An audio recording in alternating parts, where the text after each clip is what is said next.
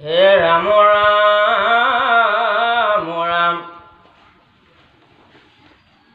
শুনৈ গাৱৈ স্মৰৈ যিটো তোমাৰ কথা কওঁ আনে কৰে কীৰ্তন প্ৰশংসে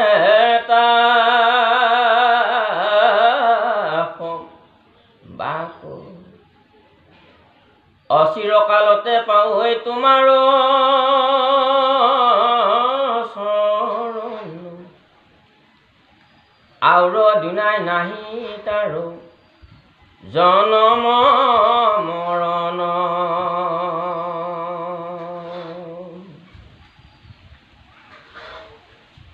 তুমি এৰিলা তই আমি মৃতক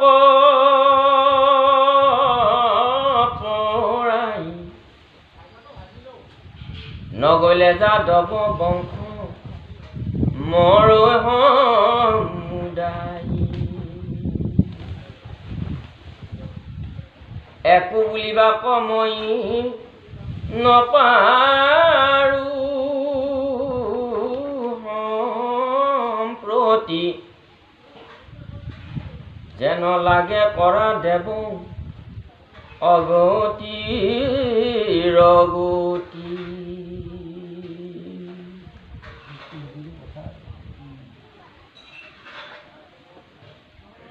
কুন্তীয়ে পুতি কৰি কৃষ্ণক কৈ ভগৱানক কৈছে, হে প্ৰভু, যিজনে নেকি তোমাৰ কীৰ্তন কৰে, যিজনে তোমাৰ গুণনাম শ্ৰৱণ কৰে, সেই সকল লোকে অচিৰকালতে মানে অতি সোনকালে কম সময়তে তেওঁলোকে মুক্তি পায়। ইয়াৰ পৰা তেওঁলোকে আনন্দ ধামলৈকে গুচি যায়। তেওঁলোকে এই পৃথিৱীখন মৃত্যুভূমি, ইয়াত বাৰে বাৰে জীৱ জন্মে আৰু বাৰে বাৰে মৃত্যু হয়, জনম মৰণ ভুগি থাকে অত দুখ সহ্য কৰি। কেতিয়াবা মানুহৰ দেহা, কেতিয়াবা পশু পক্ষীৰ দেহা, কেতিয়াবা গছ তৃণলতাৰ দেহা ৰোটেশ্যন হৈ থাকে, বৰ দুখৰ দেহা এইবিলাক। এই পৃথিৱীতে নৰকৰ নিচিনা বহুত জীৱ আছে, দেখিলে ভয় লাগে, দেখিলে ঘিণ লাগে। সেইবিলাকো দেহা কৰ্মফলত জীৱই লাভ কৰি থাকে। সেইকাৰণে এই চক্ৰখনৰ পৰা তোমাৰ চৰণ চিন্তা কৰা জীৱবিলাকে উদ্ধাৰ পাব পাৰে সোনকালে। তুমি এনে ঈশ্বৰ, আৰু এবাৰ যদি এই চক্ৰখনৰ পৰা উদ্ধাৰ পায় দুনাই আৰু সেই জীৱবিলাকৰ জনম মৰণ হৈ নাথাকে, আৰু বৈকুণ্ঠৰ আনন্দ ধামলৈ গুচি যায়। তেওঁলোক অমৰ সত্তালৈকে গুচি যায়, শান্তিৰ সত্তালৈকে গুচি যায়। এই পৃথিৱীখনত বিশ্বাস নাই, এই পৃথিৱীখনত বিশ্বাস নাই, এই সংসাৰত বিশ্বাস নাই। সকলোৱে নিজৰ জীৱন সংগ্ৰামৰ কাৰণে নানান ধৰণৰ ৰাইজ আজি ভাৱৰীয়া দেখেই নাট ঘৰ, কোনে কিবা ভাও ল'বা আহি সময় যে তাকৰ অলপ সময় এটা এটা ভাও কৰি আমি চলি আছোঁ। কেৱল অনেক ধৰণৰ ইয়াত বিশ্বাসঘাতক হৈ থাকে। গতিকে এই ইয়াৰ পৰা যাব লাগে য'ত নেকি বিশ্বাসযোগ্য ঠাই, য'ত পুৰা নিৰাপত্তা আছে, য'ত মহান আত্মাৰ শান্তি আছে, য'ত নেকি দুখ নাই, সুখেৰে ভৰা, য'ত ঘৃণা নাই, য'ত প্ৰেম আছে, আনন্দ আছে, মৰম চেনেহেৰে ভৰা, তালৈকে যাব পাৰি। কিন্তু কৃষ্ণ, তুমি যে আজি যাব ওলালা আমাক এৰি থৈ, তুমি এৰাৰ পিছতে, আমাৰ গৃহ এৰাৰ পিছতে আমি মৰাৰ নিচিনা হৈ যাম। আমি মৰাৰ নিচিনা হৈ যাম। আৰু আনফালে চিন্তা কৰিছোঁ যে যাদৱ বংশয়ো, কৃষ্ণৰ বংশটোৰ নাম আছিল যাদৱ বংশ। গতিকে তেখেতসকলেও দ্বাৰকাত যিসকলে বাস কৰিছিলে, গতিকে দ্বাৰকাত তেওঁলোকেও ৰখি আছে, কেতিয়া আহিব বুলি তেওঁলোকে বৰ অপেক্ষাত আছে। গতিকে হে অগতিৰ গতি, তুমি যিটো ভাল দেখা সেইটোকে কৰা। মই ইয়াত একো ইয়াত মাত মাতিব আৰু মই নোৱাৰোঁ। কিন্তু এটা কথা, কুন্তীয়ে এটা স্নেহত কৈছে,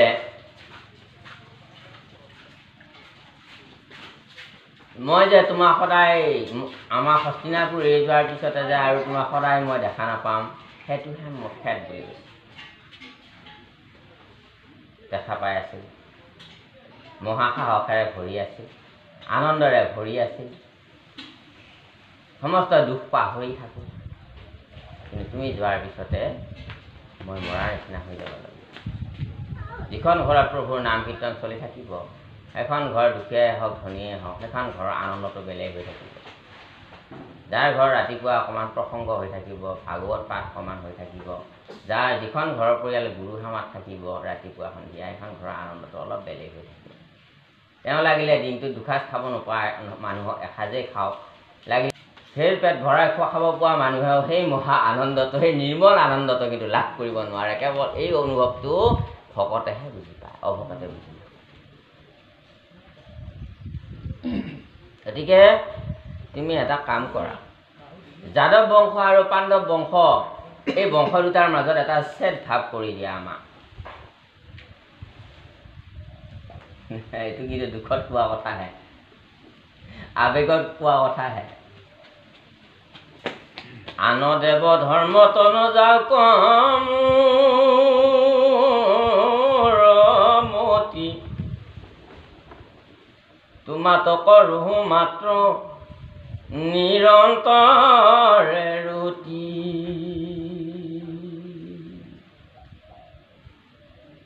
যেন যাজি গংগা কনিৰোধ কৰে যদি, সাগৰত পৰয়ত থাপি দেৱ নদী। সেইমতে বিঘ্নিকো নগনি মোৰ সদায় স্মৰক মাত্ৰ তোমাৰ চৰণ। খালি মোক এটা উপকাৰ কৰি থৈ আজি তুমি যাবা, আৰু এটা বৰ দি থৈ যাবা। আৰু সেই বৰটো হ'ল যে মোৰ ল'ৰাকেইটা ভালে থাকক, হস্তিনাপুৰৰ ৰাজ্য মই হওঁ, ৰাজ্যখনে একো বিঘিনি নঘটক, শত্ৰুৰ আক্ৰমণ নহওক, এইবিলাক অকাল মৃত্যু নহওক, এইবিলাক কোৱা কৈছে যে মোৰ আন দেৱ ধৰ্মত যাতে মোৰ মনটো নাযায়।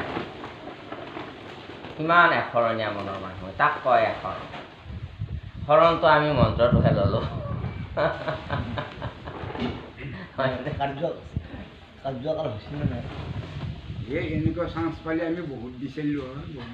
ভক্তি ধৰ্মৰ মাৰ্কটো অলপ, দৰ্শনটো অলপমান বেলেগ। এইটো অলপ বস্তুটো নিৰ্মল দৰ্শনৰ বস্তু এইটো। সেইকাৰণে আপুনি ঈশ্বৰ বিশ্বাস থকা মানুহৰ দুখ দুৰ্গতি আহি থাকক, কিন্তু ঈশ্বৰৰ আপুনি চৰণ নেৰিব, আপুনি নাম নেৰিবচোন। দুখৰ দিনাখনো আপুনি, সিদিনাখনে কিমান সাহস পাই যাব। সদায় আপুনি নীতি নিয়ম আৰু ধৰ্মৰ মাৰ্গটোত কিবাকৈ যত্ন কৰি আপুনি স্থিৰ হৈ থাককচোন। আপোনাৰ অযুত শক্তি দেহত, আপোনাৰ মনত আহি থাকিব। গতিকে মোৰ যাতে আৰু বেলেগ ধৰ্মত যাতে মনটো যাতে নাযায়, তোমাৰ চৰণতে যাতে মোৰ সদায় মোৰ মনটো থাকে।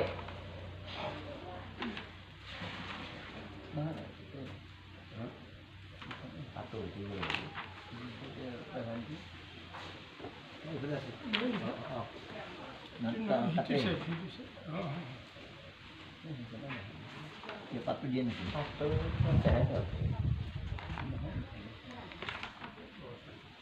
থোৱাটো নাছিল, কেতিয়াবা ডাঙৰ কিলোমিটাৰ থাকে।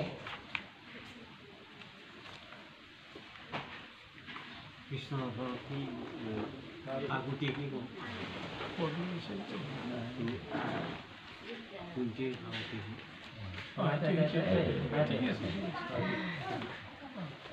হে ৰাম ৰাম ৰাম, যেন যাজি গংগা কনিৰোধ কৰে যদি, সাগৰত পৰয়ত থাপি দেৱ নদী।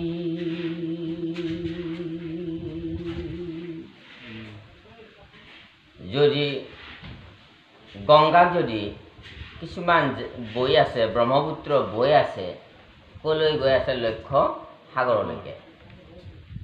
তাতে যদি কিছুমান জাহাজীয়ে যদি ব্ৰহ্মপুত্ৰৰ সোঁতক যদি বাধা দিব বিচাৰে, ব্ৰহ্মপুত্ৰ বা গংগা নিৰোধ হ'ব নেকি বাৰু?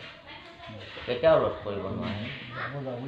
যাবই সাগৰত পৰিবই। লক্ষ্য সাগৰ।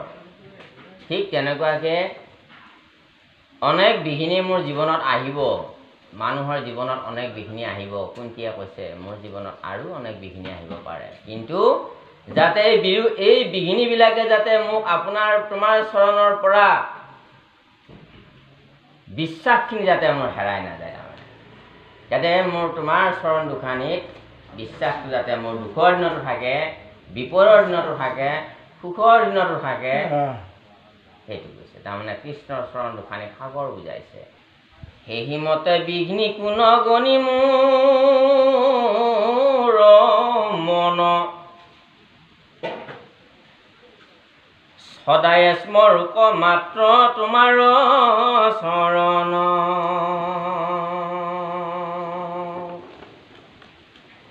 ইয়াত আৰু এটা কথা আছে যে সাগৰত পৰয় তথাপি দেৱনদী বুলি কৈছে। দেৱনদী বুলি কৈছে। ভগৱান কৃষ্ণ হ'ল সৃষ্টিৰ স্থিতি আৰু লয়ৰ এক প্ৰধান কাৰণ। তেওঁৰ পৰাই সৃষ্টি হৈছে আৰু তেওঁতেই লয় হয়, আৰু তেওঁৰ গৰ্ভতেই এই 14 ব্ৰহ্মাণ্ড, সূৰ্য চন্দ্ৰ বায়ু সৌৰজগত পৃথিৱী অনন্তকোটি ব্ৰহ্মাণ্ড, আমি নাজানাকৈ কিছু আৰু ব্ৰহ্মাণ্ড লুকাই আছে বোলে। সেই ব্ৰহ্মাণ্ডবিলাকৰো ভগৱানৰ গৰ্ভতে আছে বুলি কৈছে, তেওঁৱে সৃষ্টি কৰিছে। আৰু সেইকাৰণে ভগৱানক সাগৰৰ লগত তুলনা কৰিছে। আৰু যিসকল ভগৱন্তৰ গৰ্ভত দেৱতাসকল আছে, দেৱীসকল আছে, সকামী মানুহবিলাকে তাক পূজা কৰে, কিন্তু এটা সময়ত কি কয়, সেই দেৱ দেৱীসকলো গৈ সৃষ্টিৰ শেষত যেতিয়া প্ৰলয় আহে, যেতিয়া পৃথিৱীখন বিনাশ হৈ যায়, তেতিয়া সেই দেৱ দেৱীসকলো আকৌ সেই ভগৱানৰ শৰীৰতে বিলীন হৈ যায়। কেৱল আকৌ এই উৰণ বুৰণ গজন ভ্ৰমণ সাগৰ ভৈয়াম সমস্ত এই সৌৰজগত, সূৰ্যলোক চন্দ্ৰলোক বায়ুলোক সমস্ত লোক, সেই ভগৱন্তৰ এই পৃথিৱী সাগৰ মহাসাগৰ আকাশ পোহৰ পাহাৰ পৰ্বত সমস্তবিলাকে কি কৰে, সেই ভগৱন্তৰ গৰ্ভতে আকৌ লীন হৈ যায়গৈ। গতিকে সেইকাৰণে ভগৱানক সাগৰ বুলি কৈছে। আৰু এই দেৱ দেৱীবিলাকক যে কাম্য কৰ্ম কৰা ব্যক্তিসকলে উপাসনা কৰা সেই দেৱ দেৱীবিলাকক এটা নদীৰ লগত তুলনা কৰিছে। গতিকে সেইকাৰণে ভগৱান কৃষ্ণই সাগৰে কি কৰে, ইমান নদীৰ পানীবিলাক গৈ গৈ নিৰন্তৰে সাগৰত পৰি আছে। ব্ৰহ্মপুত্ৰ এতিয়া কিমান বিশাল নদী, গংগা যমুনা সৰস্বতী গোদাবৰী আৰু কত কত নদী আছে, নিৰন্তৰে গৈ সাগৰত পানী পৰি আছে, সাগৰত ঢৌ উঠলি আছে, কিন্তু সাগৰে কিনাৰ নাভাঙে। কিন্তু বাৰিষা নদীত অলপ পানী আহি যায়, নদীয়েনো মানুহৰ মথাৰি চথাৰি ভাঙি মানুহৰ ঘৰ দুৱাৰ একে নষ্ট কৰি আলাই আথানি কৰি থৈ যায়। ভগৱান কৰোণা সাগৰ, এই সাগৰ হ'ল ভগৱান কৃষ্ণ। তেওঁ কিনাৰ নাভাঙে, নিৰহংকাৰী সাগৰ, আনৰ অন্যায় নকৰে সাগৰে। ভগৱান তেনেকুৱা কৰোণা সাগৰ, ঐশ্বৰ্য সম্পত্তিৰ মালিক হৈও, অপাৰ পানীৰ অধিকাৰী হৈও সাগৰে কিনাৰ নাভাঙে। সমস্ত শক্তিৰ অধিকাৰী হৈও ভগৱানে কাৰো অন্যায় নকৰে, কাকো ধনী দুখীয়া বুলি ভাল দেখা বেয়া দেখা বুলি কোনো স্বাৰ্থ নাৰাখে। জীৱবিলাকৰ নিজৰ কৰ্মৰ ফল দি নিজৰ কৰ্মফলটো জীৱ কেৱল ভোগ কৰি থাকে, তাতে ভগৱানে হস্তক্ষেপ নকৰে। আমাৰ মানুহবিলাকে কয় যে ভাগ্য বেয়া, মোৰ ভাগ্যৰ কাৰণে এইটো হ'ল, হয়, কিন্তু ভাগ্যৰ কাৰণে হৈছে। ভাগ্যটো হ'ল কপালৰ লিখন বুলি কয় শাস্ত্ৰত। আৰু সেই কপালৰ লিখনটো এইটো যে নিজে কৰি অহা কৰ্মখিনিৰ ফল কেৱল আপোনাৰ লিখি থৈ গ'ল, সেইখিনি আকৌ আপুনি সুখ দুখ ভোগ কৰিব লাগে। তাতে ভগৱানে আপোনাক হস্তক্ষেপ নকৰে।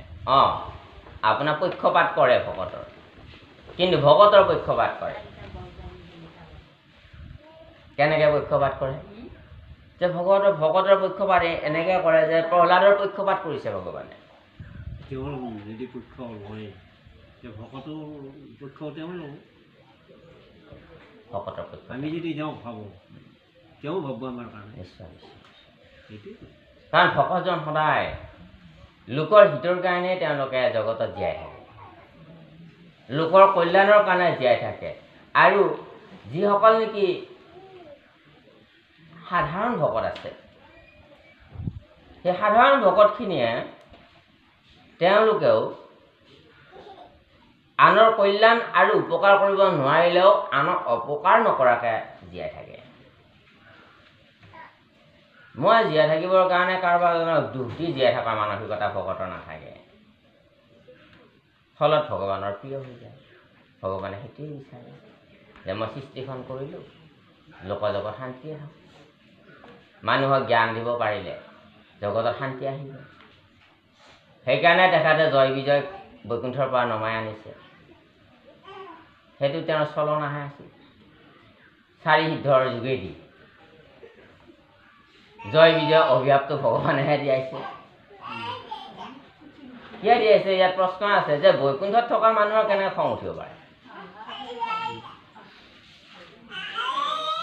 বেটেৰী যে দুৱাখনত ঠেলি দিলে যে আপুনি সোমাব বুলি সেইটোতো তাতে নিয়মে নাই ক'ৰ পৰা আহি গ'ল সেই মানসিকতাটো যিটো বৈকুণ্ঠত নিয়মে নাই ইমান বছৰ কৰাই নাই তেওঁলোকে ইমান সাধক আছিল তেওঁলোকে বৈকুণ্ঠপ্ৰাপ্ত হৈ গৈছে জয় বিজয়ে এই চলনাটো কাৰ চলনাটো এইকাৰণে কৰিছে ভগৱানে চলনাটো বেয়া নেকি বাৰু বেয়া নহয় চলনাটো এইটো যে লোকক দেখুৱাব লাগিব ধৰ্মৰ মাৰ্গ কোনেৰে দেখুৱাব খেল এখন দেখুৱাব লাগিলে সেই বিষয়টোৰ ওপৰত বহুত পাৰ্গত মানুহ লাগিব তেতিয়াহে খেল ভাল জমিব গতিকে ভকতসকল অতি আধ্যাত্মিক জ্ঞানী ভকতসকল টীকালজ্ঞ জানে সেইকাৰণে ভকতক লৈ আহিছে না আমি পৃথিৱীত যাব লাগিব এতিয়াতো বৈকুণ্ঠৰ পৰাতো বৈকুণ্ঠত মানুহ গ'লেতো দুনিয়াত ঘূৰি নাহে দুনিয়াত ঘূৰি নহা ঠাইৰ পৰা জয় বিজয় কেনেকৈ ঘূৰি আহে জয় বিজয় ঘূৰি আহিলে এইকাৰণে যে এইটো ভগৱন্তৰ লীলা কৰিলে কিয় কৰিলে যে ভকতৰ লগতে মই খেলটো খেলি লোকক ধৰ্মৰ মাৰ্গটো দেখুৱাব লাগিব নহ'লে মানুহবিলাক দেখোন বিশৃংখল হৈ থাকিব হিংসা হত্যা কৰি থাকিব জীৱবিলাকক দয়াই নকৰিব মানুহৰ হাতত সমস্ত শক্তি মই দি দিছোঁ মানুহক জ্ঞান দিব লাগিব মানুহক ৱাইল্ড হৈ থাকিব নহ'লে মানুহক চিভিলাইজ কৰিব নোৱাৰা যাব সেইকাৰণে জয় বিজয়ক নমাই আনিলে তাৰ পৰা আনি হিৰণ্যক আৰু হিৰণ্যক্ষ আৰু হিৰণ্যকশিপু কৰি জন্ম দিলে গতিকে তেওঁ জয় বিজয়ক এইকাৰণে লৈ আহিলে আহি 3টা জন্ম ৰাখিলে ইয়াত আৰু এনেকুৱা এটা ইয়াত সাংঘাতিক লীলা খেলাইছে যে তেওঁলোকক কিন্তু সাধাৰণ মানুহ কৰি অনা নাই সৰ্বশক্তি তেওঁলোকক দি দিছে ভগৱানে তেনে মানুহক দেখুৱাব লাগিব যে সাধাৰণ শক্তিৰে আহিলে কোনো গুৰুত্ব নিদিব যদি পৰম শক্তি হৈ আহে তেওঁৰ গুণানুকীৰ্তন কিন্তু সকলোৱে মূৰ দোৱাব বা ইমানটো শক্তি আমাৰ নাই এতিয়া তেওঁ বহুত শক্তি আছিল আমাতকৈ কোটি কোটি গুণ বেছি শক্তি আছে সেইকাৰণে তেওঁ মানসিকতাত এটা জ্ঞান সোমাই দিলে ভগৱানে যে তুমি ব্ৰহ্মাৰ তপস্যা কৰা কাম্য দেৱতাই কামনা ফল দিব আৰু সেই কামনা ফল যিমানেই আপুনি নাপাওক এদিন তাতে কিন্তু ভগৱানে ছিদ্ৰ ৰাখি থয় যদিহে তাৰ দুৰুপয়োগ হয় আপোনাৰ বিপদ আহিব ভগৱান আকৌ খাৰা হৈ যাব আপোনাক নিধন কৰাৰ কাৰণে বিনাশ কৰাৰ কাৰণে বশ কৰাৰ কাৰণে সেই মাৰ্গটো তাত দেখুৱাইছে গতিকে ভকতক আনি ইমান সৰ্বশক্তিমান কৰি দিলে যে দিনতো নমৰে ৰাতিও নমৰে পৃথিৱীতো নমৰে আকাশতো নমৰে হস্ত একোই ভেদ কৰিব নোৱাৰে শৰীৰত ব্ৰহ্মাদেৱে সৃষ্টি কৰা সমস্ত জীৱৰ হাতত কোনো জীৱৰ হাতত তেওঁ বধ নহয় ইণ্টাৰনেলি তাৰমানে অমৰ বৰটোৱে লৈ লৈছে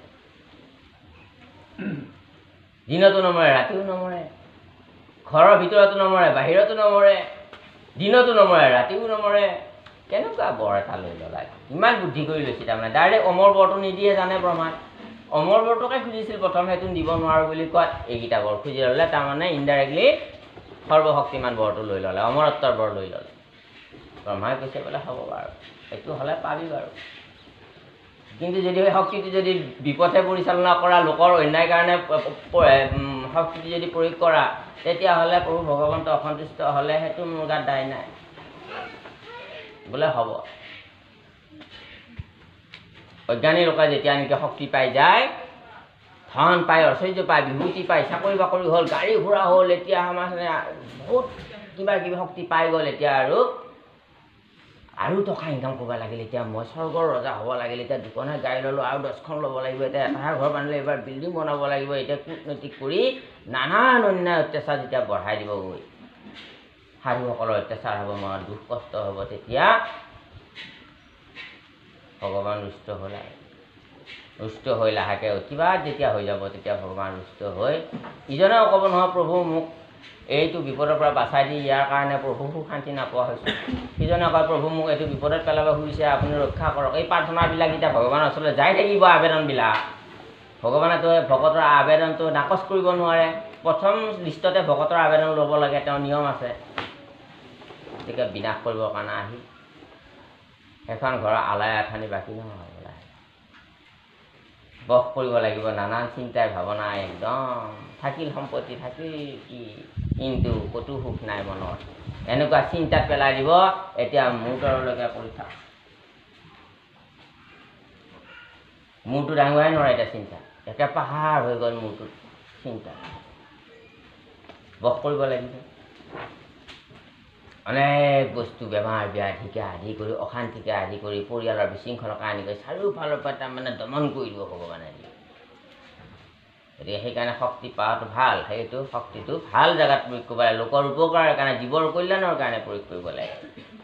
উত্তৰ প্ৰদেশ যাওক আপুনি, জগন্নাথ আপুনি যাওক, বা আপুনি বৃন্দাবন মথুৰা এইবিলাকত যাওক, ৰাতি চাকৰিলৈ যোৱা মানুহবিলাকে গাড়ীখন ৰাখি আধা কেজি 1 কেজি মগু কিনি, বুট কিনি, এই পাৰ চৰাইবিলাক তাতে মুক্তভাৱে ঘূৰি ফুৰে, কোনেও নামাৰে, বনৰীয়া পাৰ চৰাই, হাজাৰ হাজাৰ পাৰ চৰাই শ দি আহে, ধুনীয়াকৈ দি থৈ মাহ মগু দি থৈ চাকৰিলৈ গুচি গ'ল। দিনটো তাৰমানে শান্তি পালা মনটো, জীৱকেইটাক খুৱাই থৈ গ'ল।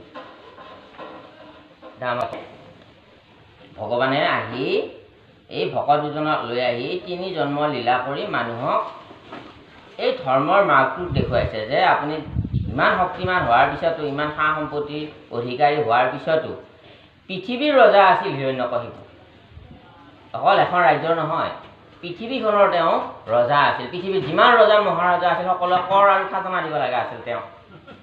তেওঁ ৰাজ্যমতে চব ৰজা চলিব লাগিব, নহ'লে সেই ৰজাৰো বিপদ আছিল, চবেই ঈশ্বৰ বুলি গণ্য কৰিব লগা হৈছিল। কিন্তু সেই শক্তি মানুহ এদিন কি হৈছিলে, ভগৱানৰ কিন্তু সৰ্বশক্তি থকাৰ পিছতো তেওঁৰ ভাৱটো, চিন্তাটো, কৰ্মটো যেতিয়া নেকি বেয়া হৈছিল, লোকৰ অন্যায়ৰ কাৰণে হৈছিল, অধৰ্ম কৰিছিল, ঋষি মুনি সাধু সন্তক হত্যা কৰিছিল, হিংসা কৰিছিল, আৰু তেতিয়াই তেওঁৰ বিপদ আহি গ'ল যে ভগৱানে এনেকুৱা কৰিছে যে হ'ব তাৰমানে জগতত নোহোৱা বস্তু এটাকে হ'ল, নৰ আৰু সিংহ হৈ গ'ল, একফালে নৰ একফালে সিংহ, যে নতুন ৰূপ এটা ল'লে যিটো সৃষ্টিত বৰ্তমান তেতিয়ালৈকে নাছিল। গতিকে ভগৱানৰ কাৰণে তাৰমানে কোনো, এইটোৱে কথা বুজায় যে ভগৱানৰ কাৰণে কোনো তাৰমানে অসমৰ্থ নাই। ব্ৰহ্মাৰ বাক্যও ৰাখিলে আৰু ইয়াক বধো কৰিলে। সেইটো আমাক দেখুৱাইছে যে আপুনি সৰ্বশক্তিমান যদিও হোৱা, অনেক বুদ্ধিশালীও হোৱা, কিন্তু আপুনি চিন্তাটো ধৰ্মৰ ফালে ৰাখিলে মই আছোঁ, তাতে সহায় হ'ম।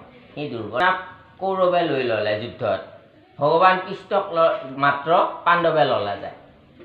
কৃষ্ণই কৈছে যে মইতো যুদ্ধ, মই অস্ত্ৰও নলওঁ। ভগৱান কৃষ্ণ কৈছে মই যুদ্ধৰ অস্ত্ৰও নলওঁ। কিন্তু যাদৱ সেনা সেই সময়ত পৃথিৱী বিখ্যাত আছিল, অনেক অস্ত্ৰ শস্ত্ৰ, দিব্য অস্ত্ৰৰ ভাণ্ডাৰ আছিল যাদৱ সেনাৰ হাতত, কৃষ্ণৰ বংশৰ যিটো সেনা আছিলে। গতিকে 10 লাখ সেনা কৌৰৱক মাগিলে প্ৰথম যায়, তেতিয়া কৌৰৱক দি দিলে 10 লাখ সেনা। প্ৰথম অৰ্জুনে যায় ভগৱান কৃষ্ণক মাগিছিল। গতিকে তেতিয়া কৈছে সখী এটা কথা নহয়, তুমি মোক মাগিছা হয়, মই তোমাৰ স্বীকাৰ কৰিম, তোমাৰ পক্ষত মই থাকিম, কিন্তু এটা কথা নহয়, মইতো যুদ্ধ নকৰোঁ, মইতো অস্ত্ৰ নলওঁ। তেতিয়া অৰ্জুনে কৈছে হ'ব প্ৰভু, আপুনি যুদ্ধ নকৰিলেও কথা নাই, অস্ত্ৰ নল'লেও কথা নাই, আপুনি মোৰ লগত থাকিলেই হ'ব। আৰু মই আহি হস্তিনাপুৰত কয় অৰ্জুনৰ নিচিনা বুৰ্বক নাই আৰু, যে কি বোলে আগতীয়াকৈ যায় অৰ্জুনে কৃষ্ণক মাগিলে গৈ, কৃষ্ণ অস্ত্ৰও নধৰে বোলে, যুদ্ধও নকৰে বোলে, সেইটো মানুহটো কি কাম হ'ব। আৰু আমাৰ অতি লাভ হ'ল, গোটেই সেনাখিনি আমি পাই গ'লোঁ।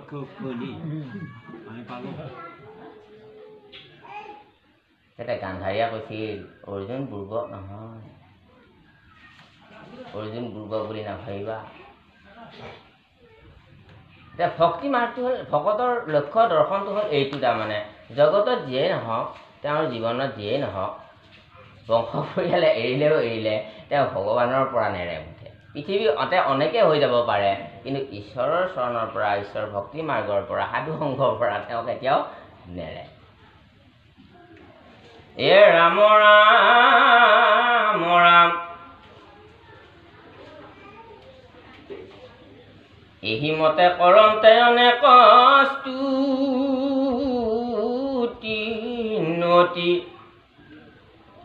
মনে উপজিলৈ আশী প্ৰেম ভকতি।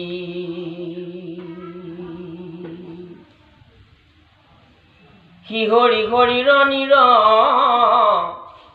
বহে অবিশ্ৰান্ত, কৃষ্ণৰ আগত পৰি কুন্তি কান্দিলন্ত।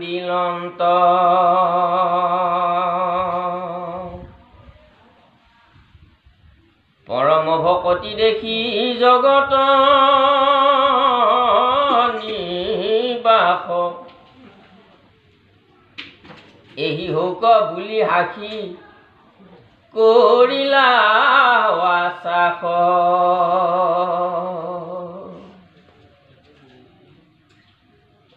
যেতিয়া নেকি কুন্তীয়ে স্তুতি কৰি আছে, এনেকে চকুৰ পানী ধাৰাই বৈ গৈছে, আৰু এনেকে স্তুতি কৰোঁতে কৰোঁতে মনত এটা সপ্ৰেম ভকতি আহি জাগ্ৰত হৈছে। কুন্তীয়ে একো ক'ব পৰা নাই, কেৱল ধাৰাই চকুৰ পানী ওলাই আছে, গদ গদ বাক্যৰে কেৱল স্তুতি কৰি আছে। আৰু তেতিয়া সমস্ত শৰীৰ শিহৰণ হৈ উঠিছে, আৰু এই পৰম ভক্তি দেখি প্ৰভু জগন্নাথ কৃষ্ণই তেতিয়া কৈছে, হ'ব দিয়া বাৰু পেহী, মই বাৰু ঠিকে আছে, তোমাৰটোৱে হওক বুলি লাহেকৈ এটা মিচিকীয়া হাঁহি মাৰি কৃষ্ণই এই নজাই বুঢ়া ৰকা বুলি পালতিলা দুনাই মান্য বুজিয়া কুন্তি কয়া গৰি। আজি আৰু দ্বাৰকালৈ যোৱা নহ'ব আৰু সিদিনাখন নাই, আকৌ সিদিনাখনে আকৌ বাটৰ পৰা ঘূৰি গ'ল আৰু ঘৰলৈকে, কুন্তি ঘৰলৈকে। কুন্তি আগে আগে ভগৱান পিছে পিছে, আৰু দুনাই যাইবে শান্তষ্টি হব কহম বুধি, আঁতৰ কৰিয়া ৰাজা ৰাখিলা নিৰোধী।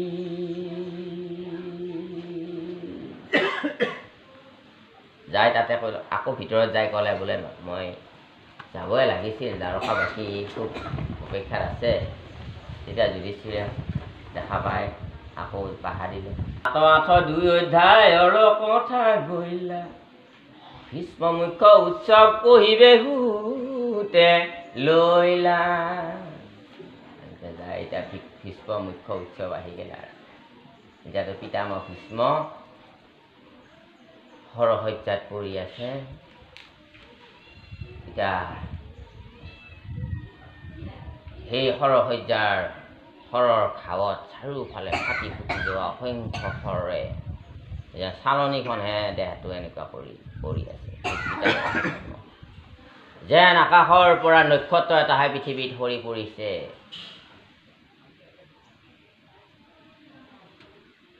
এই গোত্ৰ হত্যা পাতক কৰিয়া যুধিষ্ঠিৰ, মাধৱৰ প্ৰভুধে নহৈল মনস্থিৰ, অধিক বুলন্ত কৰি কৃষ্ণক বিষাত, বুজিলো সমস্তে তোমাৰ পুতনাত।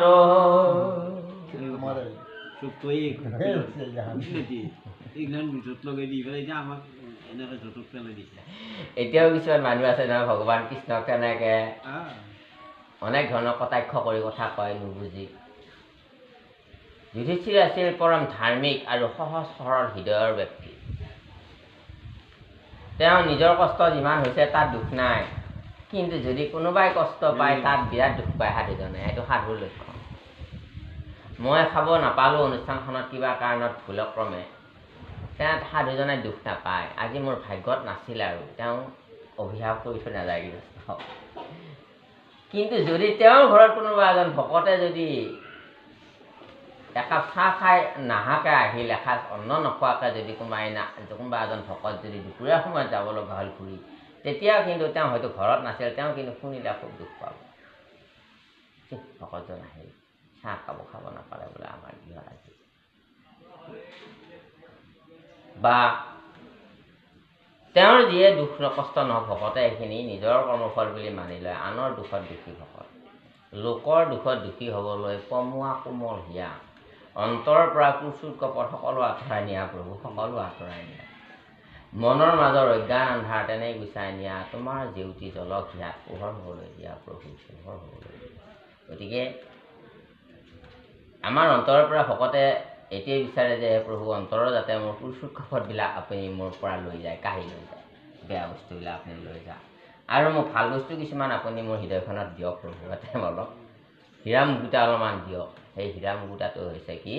নিৰ্মল ভাৱ, নিৰ্মল চিন্তা, পবিত্ৰ ভাৱ, জীৱৰ প্ৰতি মৰম চেনেহ, আনৰ প্ৰতি প্ৰীতি ভাৱ, ভকতৰ প্ৰতি, সমাজৰ প্ৰতি, জীৱৰ প্ৰতি, আনৰ প্ৰতি প্ৰীতি ভাৱ মোক দিয়ক প্ৰভু, শ্ৰদ্ধা ভাৱ দিয়ক। এই অহংকাৰী হৃদয়খনৰ আপুনি কাঢ়ি লৈ যাওক। এই ভিতৰত থকা কুচুট কপট এইসোপা অলংকাৰ আপোনাক নালাগে, আপুনি এইখিনি লৈ যাওক মোৰ পৰা। ভগৱানে কৃষ্ণই বৃন্দাবনত আনৰ ঘৰৰ পৰা গাখীৰ চুৰ কৰিছিলে, মাখন চুৰ কৰিছিলে। আচলতে মাখন চুৰ কৰা নাছিলে। ইয়াৰ আধ্যাত্মিক তত্ত্বটো অলপ বেলেগ ধৰণৰ সাধুসকলে কয়।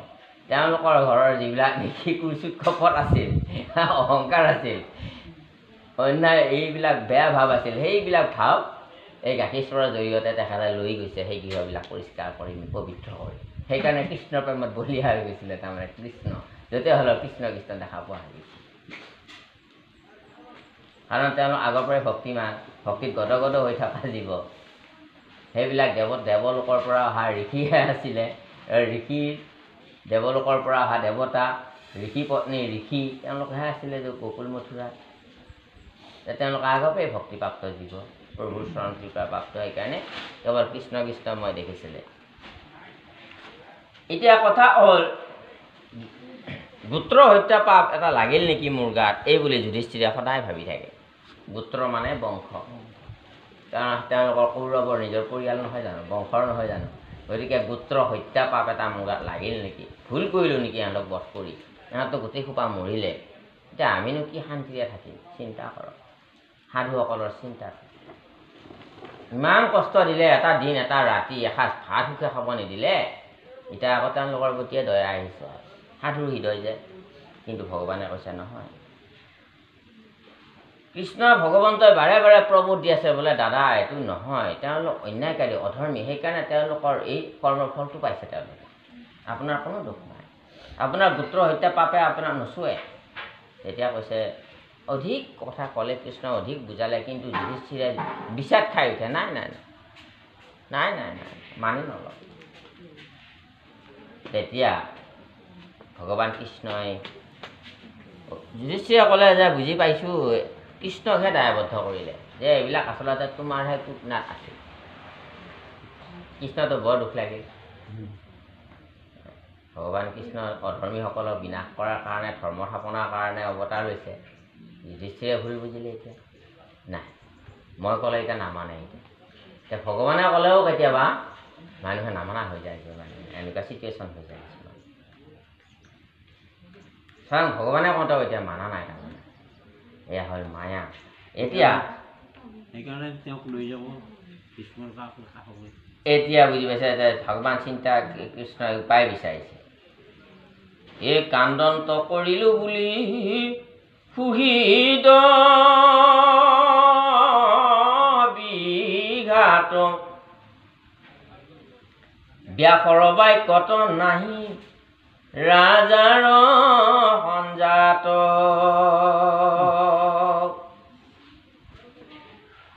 অনন্ত যতে অযোগ্য যুগ প্ৰায় চিত্ত নাহি শান্তি তথাপিতো নিপতিৰ চিত্ত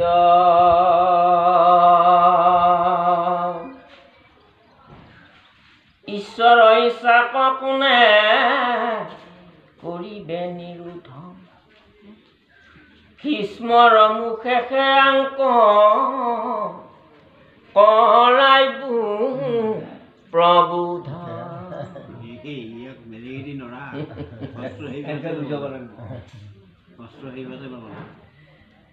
হেন মনে মানিলন্ত ঈশ্বৰ মাধৱে গৈলা কুৰুক্ষেত্ৰক পাণ্ডৱ বান্ধৱে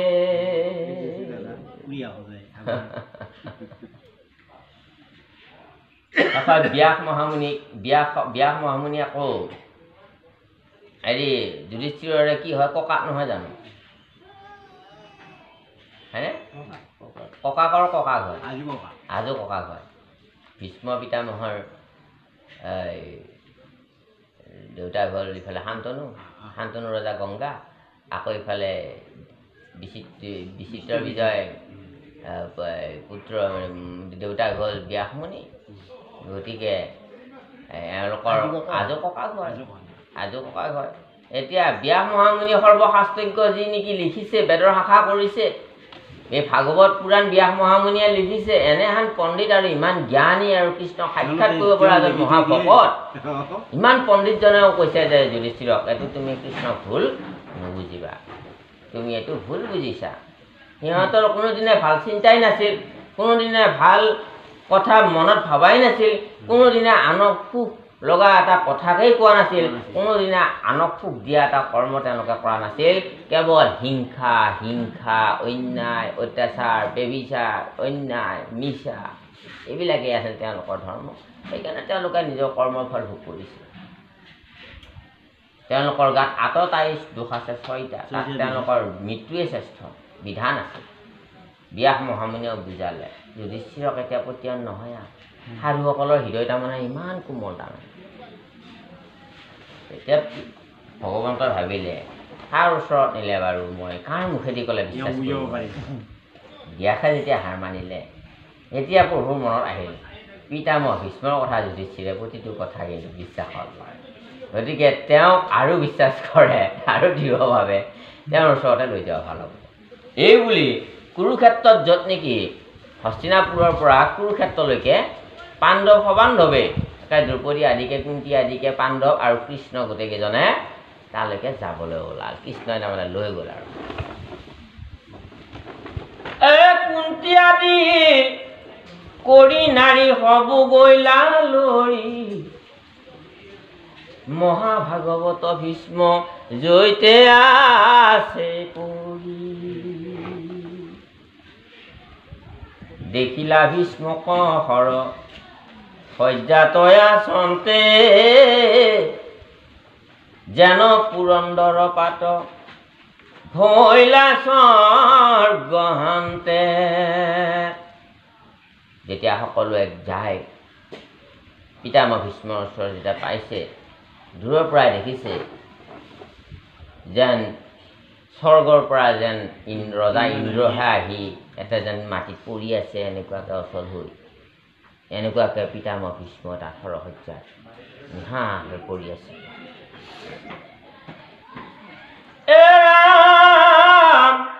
যত দেৱ ঋষি ৰাজ ঋষি ব্ৰহ্ম ঋষি নাৰদ প্ৰমুখ্যে তৈতে মিলিলা হৰিষি ব্যাস শুক বশিষ্ঠ প্ৰমুখ্যে ঋষি ৰাজ ভীষ্মৰ আগত বহি পাতিলা সমাজ আজি একান্ত ভকত এজনৰ যদি কেতিয়াবা দুৰ্গতি হয় নৰিয়াত পৰি থাকে ক'তো উঠিব নোৱাৰা অৱস্থা তেওঁৰ ভক্তিৰ গুণতে ভাল ভাল ভকত বৈষ্ণৱসকল, গুণী জ্ঞানীসকল, বিজ্ঞ ভকতসকল, ব্যক্তিসকল আহি তেওঁৰ ঘৰত উপস্থিত হ'ব। আহি হয়তো কিছু সময় সভা পাতি তেওঁলোকে বহি ল'ব, পৰিয়ালটো সন্তোষ দিব, আনন্দ দিবৰ কাৰণে। ঠিক তেনেকুৱাকৈ পিতামহ ভীষ্মৰ যি নেকি গুণ আছিল, গৰিমা আছিল, ঈশ্বৰ কৃষ্ণৰ একান্ত ভক্ত আছিল, তেওঁৰ গৰিমা, ত্যাগ, মহানতা, উদাৰতা, এই ভাল গুণবিলাকে জগতত গোটেই বিশ্বব্যাপী গৈছে। আৰু সেইকাৰণে ব্ৰহ্ম ঋষি আহিছে, ৰাজ ঋষি আহিছে, আৰু দেৱ ঋষি নাৰদকে প্ৰমুখ্য কৰি ব্যাস, বশিষ্ঠ, শুকমুনি, একে ডাঙৰ ডাঙৰ যিসকল নেকি শাস্ত্ৰজ্ঞ ব্যক্তি, গণ্য মান্য সেই সময়ৰ, তেওঁলোকৰ পিতামহ ভীষ্মৰ ওচৰত আহি সমস্তই আহি সভা পাতি বহি আছে। মাজতে পিতামহ ভীষ্ম মৃত্যুৰ সময়ত এটা জীৱই যদি সেই কৃপাটো লাভ কৰে, ভকতৰ সংগটো বহুত সৰৰ ভাৱৰ দুখ তেওঁ পাহৰি গৈছে। আমাৰ শৰীৰৰ যিবিলাক ৰোগ ব্যাধিয়ে পীড়া কৰিব সৰৰ নিচিনাকৈ সেই মৃত্যুবেলা আমি সাধুসংগ পোৱাৰ লগে লগে পাহৰি যাব পাৰিম। সেইকাৰণে গুণী জ্ঞানী হ'ব লাগে। সেই সাধুসকল টকা পইচা দিলে নাহে। তেতিয়া টকা পইচা ঐশ্বৰ্য বিভূতিয়ে নানিব পাৰে, সাধুসকল গুণেহে আনিব। হে ৰাম ৰাম ৰাম, সবাকো কৰিলা পূজা, যাক যেন বিধি, কৃষ্ণ কৰে কিয়া যেন পাইলা নিধি। ইমান গণ্যমান্য ব্যক্তিসকল যদিও বহি আছে, তথাপিতো ভগৱান কৃষ্ণক যেতিয়া দেখা পাইছে, তেতিয়া পিতামহ ভীষ্মই নৱনিধি পোৱা যেন পাইছে। নটা ভঁৰাল। এই পূজা কৰাৰ কথা যে কয়, ভীষ্মসকল যে কৰি আছে, ভকত বৈষ্ণৱ যেতিয়া উপস্থিত হ'ল, তেওঁৰ মাজত লৈ পেলাই বহিল, পূজা কেনেকৈ কৰে? বৰ সুন্দৰ কথা বাৰু। এইটো হ'ল এই দ্ৰৌপদীয়ে বসুদেৱে নিয়ৰ লগাই বান্ধি থৈছিলে। ভগৱান কৃষ্ণৰ তাতে উপজিলে কংসৰ কাৰাগাৰত দৈৱকীয়া বসুদেৱ, তাতে শপতে স্নান কৰা বুলি ক'লে। বান্ধি থোৱা মানুহ কেনেকৈ স্নান কৰিলেহে? 7খান দৰ্জা ইফালে তালা লগাই থৈছে, দীঘৰী আছে, যাবাই নোৱাৰা তোমালোকে ইয়াৰ পৰা কৰতো। ঠিক তেনেকুৱাকৈ মনেৰে কৰিছে। আপুনি কেতিয়াবা যেতিয়া আপুনি অচল হৈ যাব, আমি মানুহৰ প্ৰতি নমনীয়তা যিটো নমনীয়তা যদি প্ৰকাশ হয় চকুই দি প্ৰকাশ কৰিব লাগিব, তেতিয়া জনা যাব যে এই মানুহটো আচলতে নৰম বা তেওঁ পূজা কৰিছে সকলো। এইটো বুজিব গ'লে এইটো আধ্যাত্মিক গতিকে সহস্ৰ বছৰ যুদ্ধ কৰি আছিল গাৰ গজেন যে ই সৰবৰ যুদ্ধ কৰাৰ তাতকৈ একো নাছিল। গজেন লৈ পদুমলটো ক'ত পালে?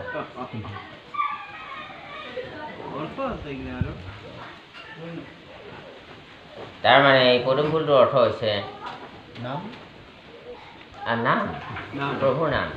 শংখ চক্ৰ গদা পদ্ম, এই 4টা বস্তু, চাৰিটা এই গুৰুদেৱ নাম ভকত। আৰু আনফালে প্ৰভু নাম লৈছিলে, নামে উদ্ধাৰ কৰে বিপদৰ বেলা। এদিন বিৰাট ধুমুহা বতাহ আহিল, গুৰুজনাৰ দিনতে খুব ধুমুহা বতাহ আহিছে। এতিয়া ভকতসকলে প্ৰসংগ কৰি আছে, ধুমুহাই আহি চব বস্তু ভাঙি চিঙি উৰাই লৈ যাব বিচাৰিছে। এনে সময়তে দুজনমান ভকতে তাৰমানে কেৱল কি কৰিছে, ৰূপ ধ্যান কৰি আছে। ৰূপ ধ্যান কৰি আছে আৰু কেইজনমানে নাম লৈ আছে। তেতিয়া দুজনমান ভকতে সেই ৰূপ ধ্যান কৰা ভকত কেইজনক কৈছে যে এইটো ৰূপ ধ্যান কৰা সময় নহয়, এইটো নাম লোৱা সময়। সংকটৰ সময়ত নাম সকলোতকৈ শ্ৰেষ্ঠ বুলি কৈছে ৰূপ ধ্যানত। যেতিয়া আপুনি নাম ল'ব নোৱাৰিব কণ্ঠৰে, সেইটো আকৌ বেলেগ। তেতিয়া আপুনি হৃদয়তে ৰূপ ধ্যান কৰক, নাম লোৱা সময় আকৌ সেইটো পাই যাব, আকৌ নাম লোৱা সমানে পাই যাব। কিন্তু দুটাই কৰিব লাগে। কিন্তু এইটো কিয় কৰিছে তাৰমানে যে অতি বিপদ আহিলে আপুনি নাম লওক, নাম লওক, অতি বিপদ নাম। সেইকাৰণে সেই পদুম ফুলটো নাম, কাৰণ পদুম ফুল নামৰ প্ৰতীক। আনফালে ভকতজনৰ কি দিছে প্ৰভু? পদুম ফুল দিছে। পদুম ফুলটো কি বস্তু? শুভ্ৰ বস্তু, সুগন্ধিত শুভ্ৰ বস্তু, নিষ্কাম বস্তু, মনৰ পবিত্ৰ ভাৱ লাগে ভগৱানক। পবিত্ৰ যদুৰাই কি দিব, যাদৱৰাই কি দিব, মাধৱৰাই ব্ৰহ্মাণ্ডৰ ভিতৰত যত বস্তু আছে সমস্তে তোমাতে পায়।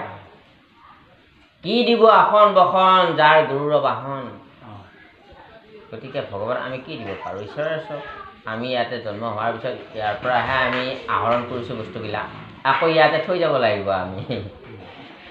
চৰকাৰে অফিচ এটা দিছে, SC চব লগাই দিছে, তাত চাকৰি কৰিব দিছে, কিন্তু আপুনি ৰিটায়াৰ হোৱাৰ পিছদিনাখনৰ পৰা আৰু তাতে আৰু আপোনাৰ সেইটো স্থায়ী নহয় আৰু সেইটো চৰকাৰৰ বস্তু আপুনি এৰি দি থৈ আপুনি আহক কোৱাৰ্টাৰো এৰি দিব লাগিব, সেইদিনা অফিচো এৰি দিব লাগিব, কোৱাৰ্টাৰো এৰি দি থৈ ঘৰত আহিব লাগিব আপোনাৰ স্থানত।